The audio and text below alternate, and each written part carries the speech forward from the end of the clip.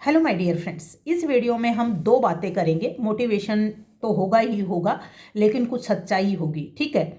और जो भी इस वीडियो को सुनना शुरू करे, मैं रिक्वेस्ट करती हूँ कि लास्ट तक सुने और जहाँ तक शेयर कर सकते हो प्लीज़ शेयर कीजिए। मेरी रिक्वेस्ट है इस वीडियो के लिए, क्योंकि आज मेरे दिमाग में ये बात क्यों आई, कहीं ना कहीं एक बात जो रोज़ हम महसूस करते हैं और दूसरी, कल 12 तारीख को हमारे स्वामी विवेकानंद जी की जयंती है, तो उनसे हमारे यूथ की तरफ, ठीक है, तो कहीं ना कहीं रोज हम देखते हैं उस चीज को, हम उस इंसान से प्रेरणा ले सकते हैं जिन्होंने उस टाइम में ये काम कर दिया, ठीक है। तो सबसे पहले हम स्वामी विवेकानंद जी को सत सत नमन करते हैं।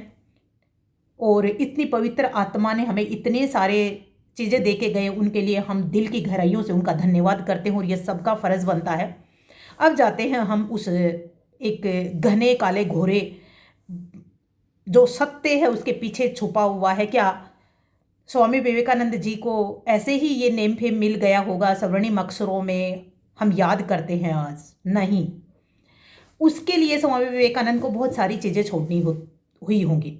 सबसे पहले परिवार छोड़ा होगा, तो इमोशनल ट्रॉमा सहन किया होगा। अपनी माँ को, अपने बाप को छोड़ के गया होगा। तो एक जवान बच्चा जब छोड़ के जाता है तो सब सोचते हैं शादी करे, अपना घर बसा ले। तो इमोशनल जो उसने छोड़ा होगा अपने देश के लिए। दूसरी बात, उस टाइम फाइनेंशियल स्ट्रगल इतना ज़्यादा होता था, उस टाइम लोगों के लिए भला करने की सोचना, तो पैसा कहाँ से आया होगा?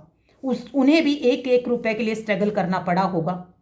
फिर अगली बात, वो जिस तरह की विचारधारा रखते थे, उस तरह की विचारधारा जो हमारे कट्टरपंथी पंथ समाज था, क्या उन्होंने माना होगा एक झटके से? इन तीनों क्वेश्चंस का सवाल एक बार सोचना आप, इनके जवाब आप ढूंढना आप।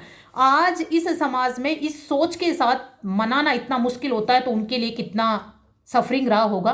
लेकिन उन्होंने फिर भी किया। बहुत कम उम्र में वो चले गए।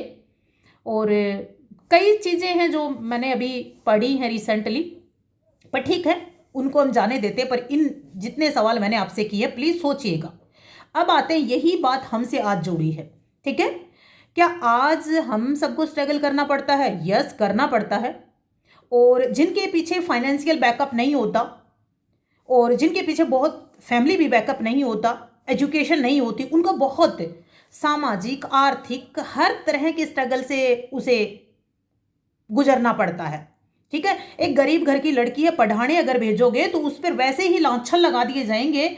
उसको पता भी नहीं होगा, बेचारी इतनी मुश्किल से घर से होकर, कॉलेज से होकर वापस आती होगी घर पर, कॉलेज भी जाती होगी, ट्यूशन भी लेती होगी, हजार काम भी करती होगी। इतनी हजार चीज़ें उसके खिलाफ कही जाती हैं जो उस लड़की को कभी पता भी नहीं चलता, क्योंकि वो तो अपने स्ट्रगल में रहती है। ऐसा ही लड़का होता है, ठीक है। जरूरत है जिस घर में, उस घर में वो काम करने के लिए निकलता है बेचारा, ठीक है। उसे उस काम की चिंता रहती है, उसके बाद ये करना, उसके बाद ये करना, उसे पता भी नहीं होता, लेकिन हजारों चीजें पीछे लोग लगे रहते हैं।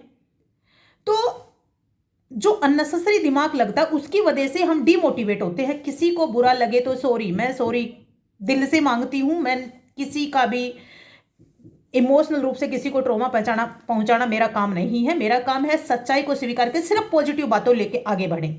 इतनी सारी समस्याओं के बाद भी आप इन आसपास की बातें सुनते हो और अपने आप को डिमोटिवेट करते हो। उनके पैमाने पर अपने आप को खरा उतरने के लिए कहते हो कि चाचा ने ये कहा है, ताऊ ने ये कहा है, उस पड़ोस की दादी ने ये कह दिया कि लड़की इतना हंसती है, लड़कों से मिलती है, लड़का लड़कियों से मिलता है, इस टाइम आता है, इस टाइम जाता है, इतना कमजोर हो गया, क्यों हो गया? हजार कारण है ना। किसके पैमाने पर उतरने की कोशिश कर रहे हो भैया आप? आपके बुरे टाइम में एक पैसा उन्होंने आज तक दिया? मांगो, नहीं देंगे, ठीक है। उन लोगों के पैमाने पर उतरने की कोशिश कर रहे हो, क्यों? दूसरी बात, शादी हो जाती है आपकी तो आपके घर पे मिसेज आपकी अच्छी नहीं आती, आपका हस्बैंड आपको अच्छा नहीं मिलता। मतलब ठीक है, हम समाज के उस हिस्से में रहते हैं, भारत में रहते हैं, व्यवस्था के तालमेल से हमें सब कुछ करने की कोशिश करनी चाहिए, लेकिन इतना कि आपके जान पर बनाई है, तो क्यों उस बोझ को आप साथ लिए फिर रहे हो? किसके लिए? कौन से समाज के लिए? जिस समाज ने आज तक तुम्हारे बुरे टाइम में आपके सिर पर एक फ्री में हाथ रखना होता, प्यार से दो बोल बोलने होते, वो आज तक नहीं बोले, उसके लिए तुम ये सर्टिफिकेट लेने की कोशिश कर रहे हो। वाई? क्यों? अपने पे काम कीजिए ना। अपने फिजिकल हेल्थ पे काम कीजिए, मेंटल हेल्थ पे काम कीजिए, अपने जो भी अपनी प्रोग्रेस होती है उस प्रोग्रेस पे काम कीजिए और 4 लोगों को भला करके दिखाइए ना, 4 लोगों की हेल्प कीजिए। जहां पर जिसको समस्या में जरूरत है उसके सिर पर हाथ रखिए और कुछ अपने हाथ में कमाए हुए पैसे से उनका भला कीजिए। तो समाज का भला करने के लिए अपने अंदर की बात सुननी पड़ती है, ठीक है।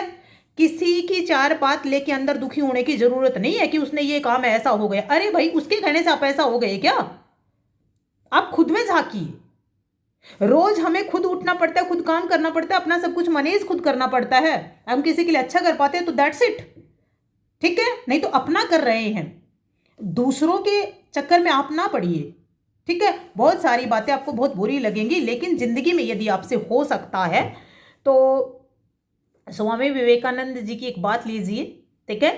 आप किसी भी बात को पकड़िए और अपने रग रग में उसको पहुंचा दे दिए, अपने शब्दों में अपने पहुंचाइए, अपने कर्म में पहुंचाइए और वहीं लक्ष्य की तरफ ध्यान रखिए। किसी की तरफ ध्यान देने की जरूरत नहीं है, लेकिन हाँ, सकारात्मक रास्ता हो। कोई भी बच्चा पढ़ता है तो पढ़ाई हो, कोई नौकरी करने जाता है तो नौकरी में प्रोग्रेस हो, और नौकरी अपनी अच्छी खासी चल रही है तो अपने स्पिरिचुअल सिस्टम की तरफ बढ़ो, ठीक है। लोगों की भलाई के लिए काम करो। किसी के कहने से अपने अंदर इतना डिमोरलाइज होने की जरूरत नहीं है, ठीक है। कोई काम नहीं आता है भाई बुरे में। सच्चाई को स्वीकार कीजिए, और ये 100% सच्ची बात है कि आपको कभी जरूरत पड़ेगी ना तो कोई आपका फोन उठाना पसंद नहीं करेगा, आपको देखना पसंद नहीं करेगा। अगर आपके पास कुछ है, ठीक है, तो ही लोग आपकी इज्जत करते हैं। ये भी सच्चाई बात है, बहुत बुरी लगेगी लेकिन सच है, ठीक है। तो इसीलिए आप वो बनिए जो हमें किसी के स्टेटस से कोई फर्क ना पड़े, बस हम घर से बाहर निकले भला करने के लिए निकले, और हमसे यदि किसी का भला अपने शब्दों से हो सकता है, किसी काम से हो सकता है, तो वो करते हुए आगे बढ़ते चले जाए, ठीक है। किसी फालतू बात पर ध्यान मत दो, ठीक है। इसीलिए वो चीज़ें यदि आप विवेकानंद जी से कुछ सीखना चाहते हो तो उनके स्ट्रगल से इस मुकाम तक पहुंचने की कहानी से सीखिए। आज आप ये कहानी शुरू कीजिए और अपने मुकाम पर अपने सपनों को पहुंचा दीजिए। बाय, जय हिंद, जय भारत।